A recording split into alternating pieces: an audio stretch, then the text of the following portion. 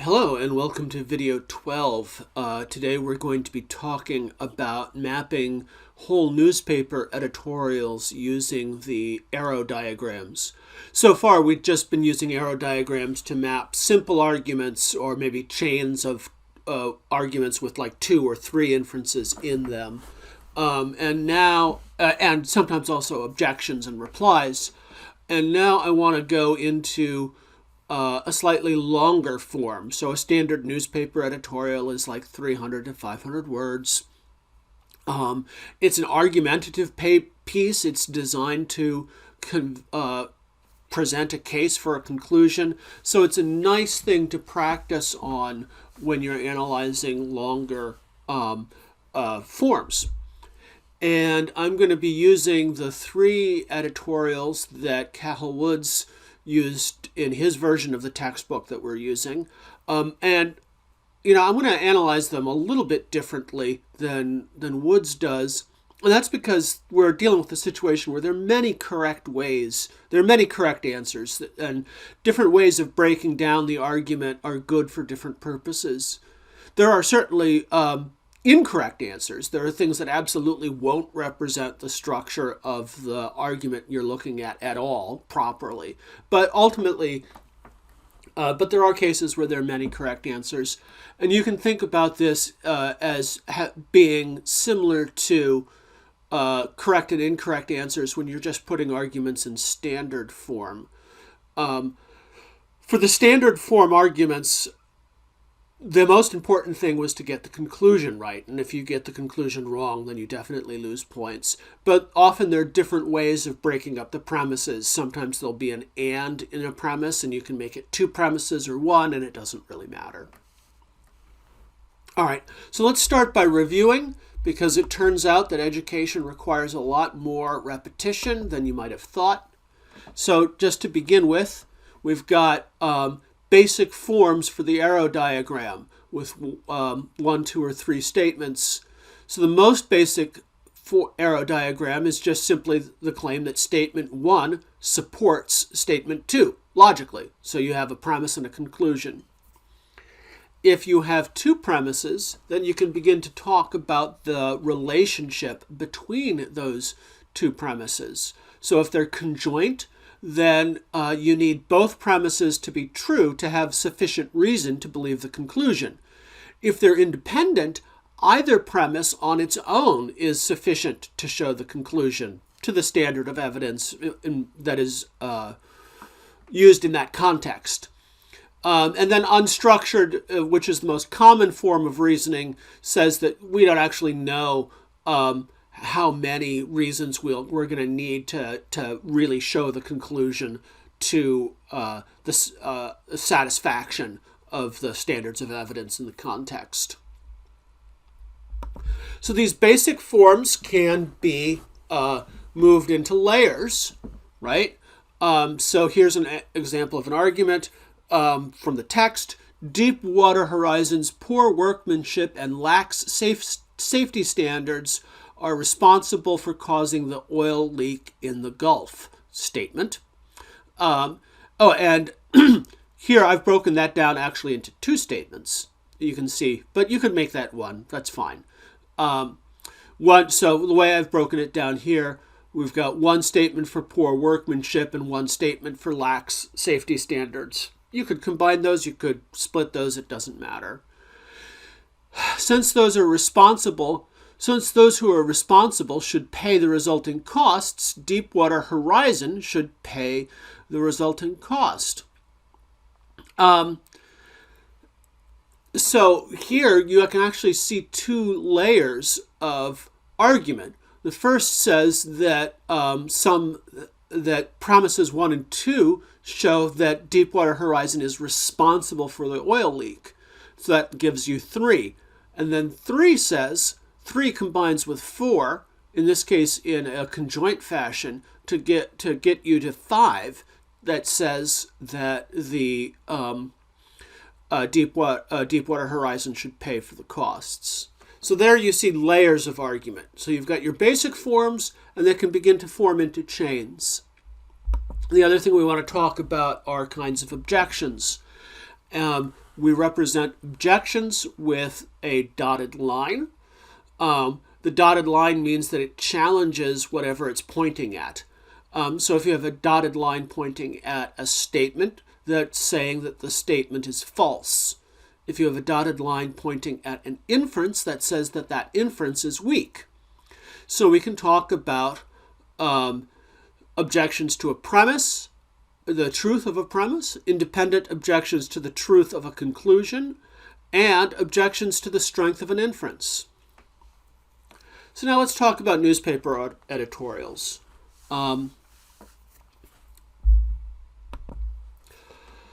So the methods I'm going to discuss here really apply to any situation where you're dealing with a long argument in a piece of formal writing. And formal here, I think, just means in a context where there are certain expectations for how you do things. So newspaper editorials, there are certain expectations for how the editorial is supposed to be written. But whenever you're dealing with this kind of writing, the first thing you want to do always is identify the thesis. In critical thinking, when you're analyzing arguments, you always start from the conclusion and work backwards. Unless you have a clear sense of what the conclusion is, then you aren't going to be able to analyze the piece. Now, actually, already when you get into longer pieces here, there's going to be some ambiguity. A lot of people writing for newspapers are writing on the fly, and they're not necessarily thinking things through. And so there might be slightly different ways of phrasing their conclusion. And how you analyze the conclusion will wind up affecting how you analyze everything else. And that's going to be really important. And so again, there might be multiple correct ways to identify a conclusion, whereas because there are multiple ways of phrasing the point that the author is making. But there are still going to be definitely things that are wrong, right? You don't want to have something as the thesis that is the exact opposite of what the author believes. We'll talk about this in a second when we get to our example. In any case, 3 steps. You start by identifying the thesis. Then you identify the main lines of reasoning in the argument. And this will often involve summarizing. And then you start to break it down farther. So you start with the thesis, create a big picture, and then look at the smaller picture, aspects of the smaller picture. So when you are identifying the main lines of argument, you're generally going to want to summarize lines of reasoning with intermediate conclusions, and these may or may not be stated explicitly in the article. So when you were looking at the short passages, you just numbered the sentences in the passage and used each one. Maybe you got rid of some repetition. Here you may actually have to create statements that summarize whole paragraphs, right? So you can either use a statement that's in a summary statement that's in the paragraph, or you may have to summarize a paragraph on your own. Either way, you give that a number, right? And then that you want to start filling in more detail. And again, you're going to use numbered statements, and this time they're going to be close paraphrases of statements that are in the article, typically, right? Okay, so let's talk about step 1, identifying the thesis. And now, hopefully, we're going to bring in our examples here because this will help. You want to look for power positions in a article. Here, let me skip ahead so we can show you what I'm talking about. So this is the article that we're going to be dealing with. It's an editorial from USA Today in from the like 2007. Where is it? 2008. About the Iraq War, and they are arguing for our view on war costs, and so the first thing we need to do is identify the thesis, what is their view on war costs, right? And then we're going to structure an analysis of the editorial around that. So in any editorial, certain positions I call power positions, that is, physical places in the piece of writing. The beginnings and ends of things is what readers notice the most, right? Generally, when someone's reading, they're paying attention to what happens at the front, and then they might space out a little in the middle, and then they start paying attention again at the end, where you get a punchy climax. So if you're dealing with good writing, your thesis will be in one of those positions. So the headline is what I'm calling a power position. You're going to want to emphasize something really important in the headline. There might be a subheadline. That's also going to be important.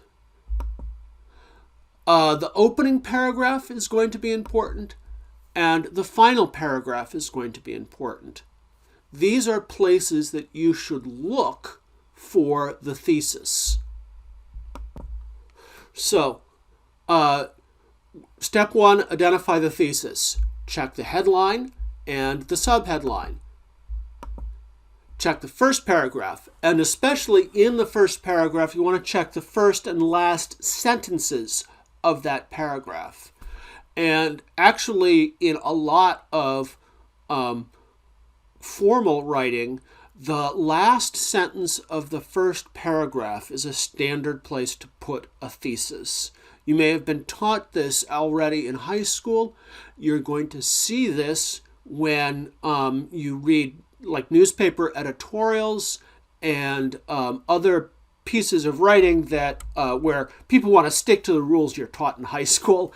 And so that last sentence in the first paragraph is important. And then you also want to look at the last paragraph. And once again, the first and last sentences in that paragraph are going to be important. So sometimes I give people assignments where I just send them out into the wild of newspaper writing, and just look at articles and find and do an analysis like this. And when that happens, you're going to have people run into a lot of problems. And a lot of that often comes when people just can't find a main thesis. Writers, professional writers, all the time, write whole newspaper articles despite the fact that they have nothing to say. And this is because they have a deadline and space to fill. So there's a lot of stuff out there that's hard to analyze because it's not very well thought through. And that's not going to be the case for the things that we are looking at in this video and in the 2 homework assignments that I'm giving you, where you have to analyze whole editorials. These are all things that are well structured so that there's some meat to analyze. All right. So again, this is the editorial as it originally appeared. And we've got 4 positions to check, right? So let's take a look at this. The headline, our view on war costs. Iraq reaps $70 billion oil windfall as U.S. drivers pay at pump. That sounds like a fact. I mean, that's a statement of a fact. It doesn't seem like a thesis yet because generally a newspaper editorial is going to have a thesis about what someone should do. These are practical articles. So you're not just going to state a fact about the world. Your thesis is going to be something that you should do in response to that fact. And here it is in the subheadline. It's time for Baghdad to pick up more of the tab for security.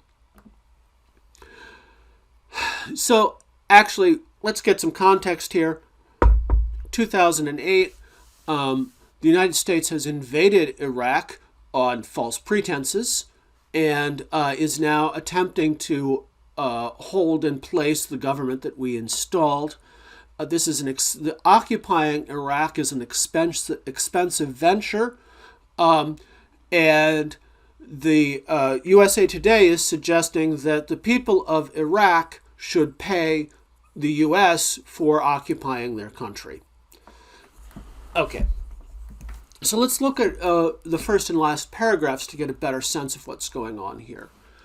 When the U.S. is running huge budget deficits and Americans are experiencing considerable pain at the gasoline pump, does it make any sense to subsidize a country with a huge budget surplus and an estimated $70 billion windfall in oil exports? In short, the short and mostly correct answer is no. So it does not make sense to subsidize, this is the way the USA Today is putting it, subsidize the Iraqi government. And then the final paragraph talks about valid concerns. We'll get to that later. And cost sharing shouldn't go overboard. But with the United States teetering at near recession and Iraq awash in petrodollars, it's time to raise Iraq's financial stake in its future, at least some of the burden on Americans. So again, the editorial is referring to security. Iraq should pay for its own security, and by that they mean the U.S. occupation and the government that we are supporting. Nevertheless, out of all of this, we can say that we've got a clear thesis. Iraq should bear more of the costs for U.S. operations in Iraq. It's a simple thesis. It's clear that that's what's there in the subhead and in the first paragraph. So that's our thesis. Already, if you have correctly identified the thesis of your editorial, you're halfway there. Right? Okay. So you need to identify major lines of reasoning. And we're already starting to see those, actually. So you want to look for major themes that logically support the conclusion. You want to ignore parts of the editorial that don't logically support the conclusion. And ignore surface structure. Often an editorial might be divided into paragraphs, and these paragraphs may or may not correspond to the structure of the underlying argument. And so when you're identifying main lines of reasoning, you need to look at what is look at the underlying argument and not the surface structure. So when we looked at the power positions in this editorial, we actually not only saw our thesis that Iraq should pay for the costs of the occupation of Iraq, but we began to see bits of the argument, right? That first paragraph actually has the main argument for the thesis. So this is a very well-structured essay, and you may already get the sense that I disagree with the thesis, but it is a good example of a well-structured newspaper editorial. And when I talk about disagreeing with the thesis, we're talking about the content neutrality of critical thinking. Our goal here is to look at the way things are argued for. We set aside the content, and so that means that we can talk about things, the argument structure for arguments that we think are bullshit. So here, the first part of this article has 3 important reasons in it. These are going to be the 3 main lines of reasoning for the premise. So look at the statement here in red. The United States has spent more than $500 billion since the start of the war in 2003 and is still paying about $10 billion a month for fighting, reconstruction, and training Iraqi troops. Let's summarize this. When we do an arrow diagram for an editorial like this, we can we're going to need to have simple statements to represent our numbers that we're drawing arrows between. So let's summarize this as a single bullet point. I'm marking it in red here. The war costs a lot. All right. Next up, this statement in blue. The United States is running huge budget deficits, and Americans are experiencing considerable pain at the gasoline pump. We'll just summarize it this way. The U.S. is struggling financially. And then in green, a country with a huge budget surplus and a $70 billion windfall in oil exports. Iraq has money to spare. So here are the three lines of three parts of the argument, right? The U.S. is, the war costs a lot, we don't have money, and they do. And again, this is all leading us to the conclusion that it's time for Iraq to pay more at the tab for security. So, statement one, Iraq should pay the costs of the war. The war costs a lot. The U.S. is struggling financially. Iraq has money to spare. So we have four statements, and we can set up now an arrow diagram for that, right? Our conclusion is statement one. The war costs a lot is a premise. The U.S. is struggling financially is a premise. And Iraq has money to spare as a premise. And the next question we need to ask is, how are these related? Will one of them on their own be sufficient to show the conclusion, given the context and given the intentions of the speaker? I can't imagine saying any of these would be sufficient for the conclusion on its own. So I think the editorial writers believe that all three of these work together to give us the conclusion. So now this is the centerpiece of the diagram, the arrow diagram for the editorial. We have three conjoint premises leading to a conclusion. So now let's go back and look at the big structure of the editorial again. So the main argument is just right here in the first few paragraphs. And again, that is a strong way to write. You want to lead with what's important. The next few paragraphs discuss how to implement the plan, right? And they signal that completely. They say three places to shift the burden, that is the costs of the occupation, seem obvious, right? And then next up we have the story of the debate. And again, they signal this.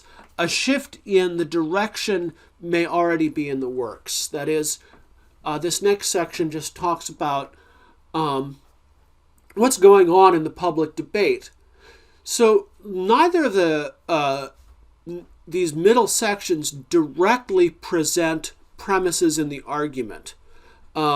There's stuff about how to implement the plan, and that's going to be a part of the argument in the sense that if you want to argue for a plan, you have to explain what the plan is.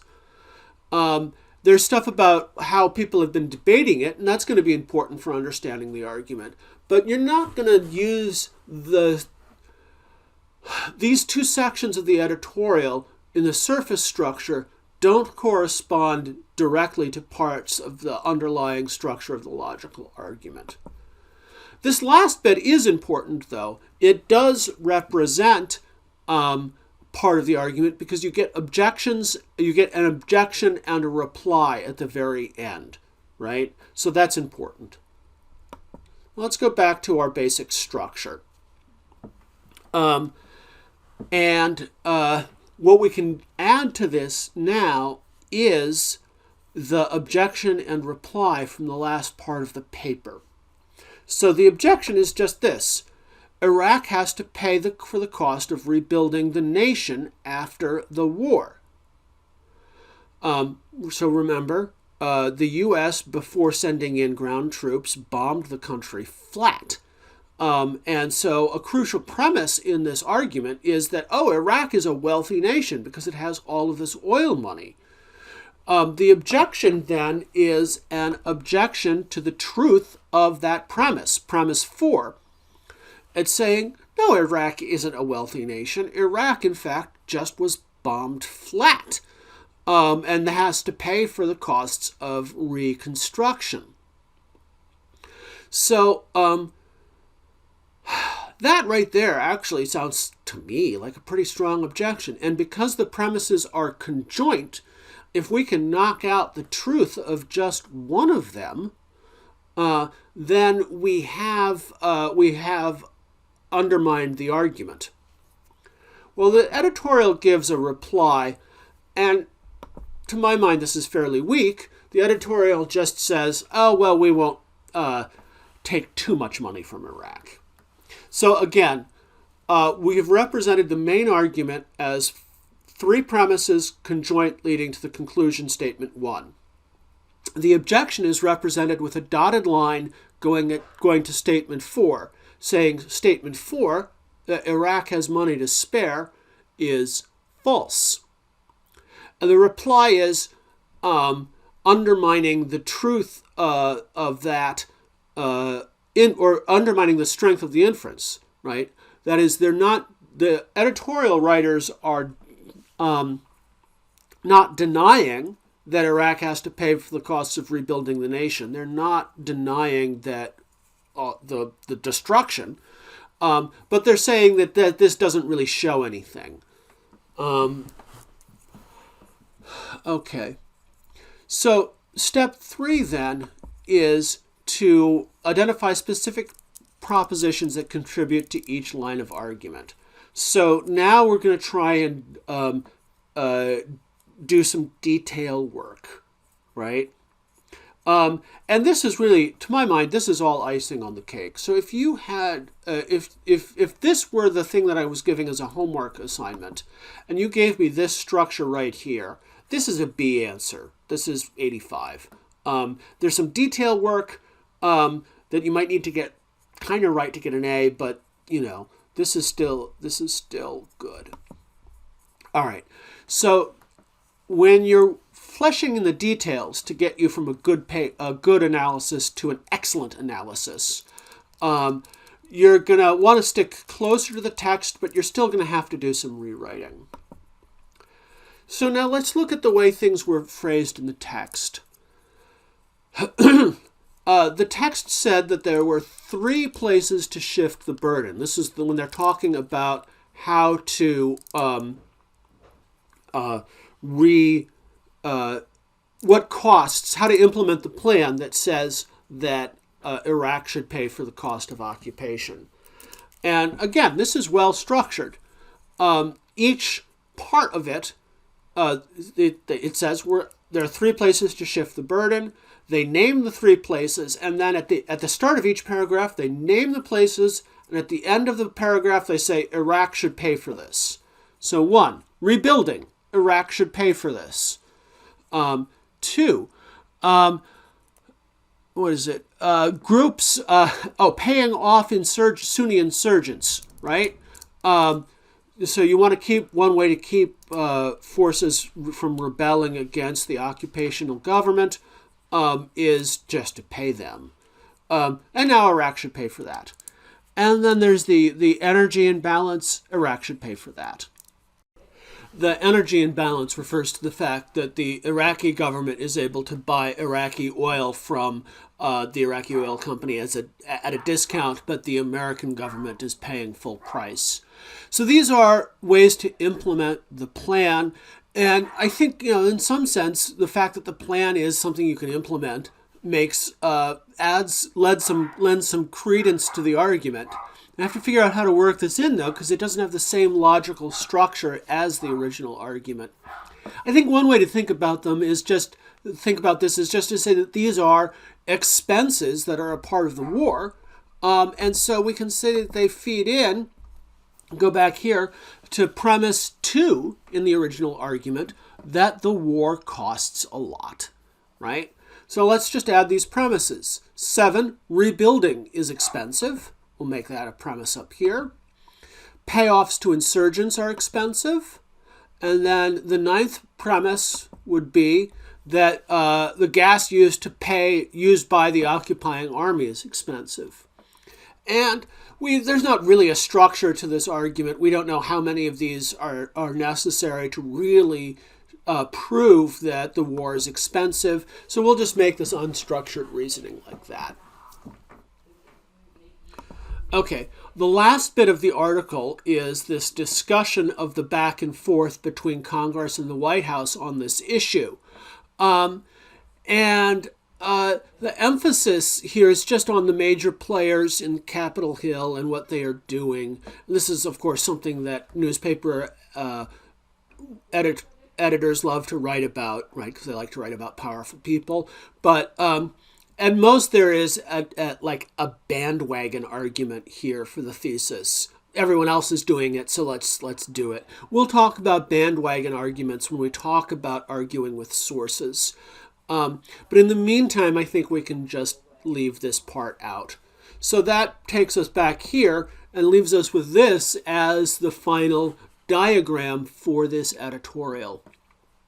So now in the next assignment, I'm going to, for the next exercise, there is a New York Times editorial, and you should do something similar with that. And I'm imagining that you will wind up with a diagram that's probably about this complicated. I can't remember how I broke it down myself in my own answer. It might be a little bit more complicated. But if you have 9 or 10 separate statements in the argument, I think you're doing well. And again, follow that basic pattern. Identify the conclusion, identify the main strains of arguments, then step 3, fill in the details.